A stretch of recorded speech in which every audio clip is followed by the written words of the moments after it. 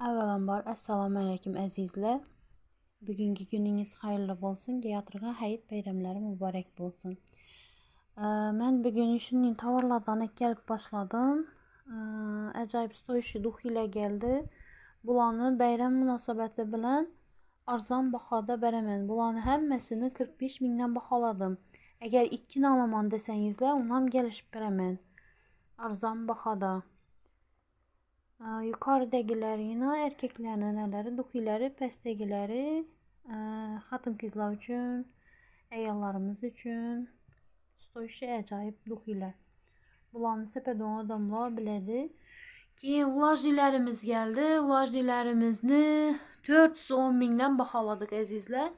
Gelaverasizlar har xil turdagi sifatli, yaxshi ajoyib nelar. Bularni ko'p yerda donasini 5 mingdan sotib turibdi ekanlar. Gelaverasizlar bemalol. Keyin qizlar shuning imini salfetkalardan aytib edingizlar.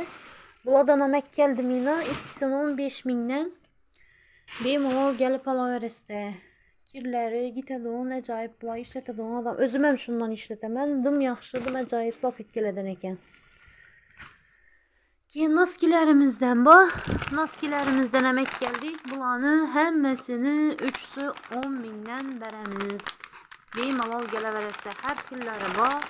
Erkeklarniki, bolalarniki, qizlarniki, xotin qizlarniki hammasidan bor. Sifatine gap yo'q, ajoyib narsalar.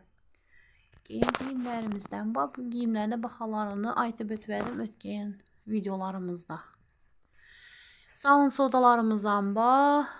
Sodalarni ulularini 13'ten, kichkinalarini 4 mingdan, kir savunlarni 5 mingdan berib turibmiz. Kiyiklarimizni bir danasi paçkasi 2 ming so'mdan.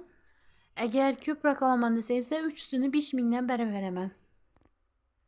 Gelaverasizlar, uyda sotuvchilik qilib o'tiribmiz.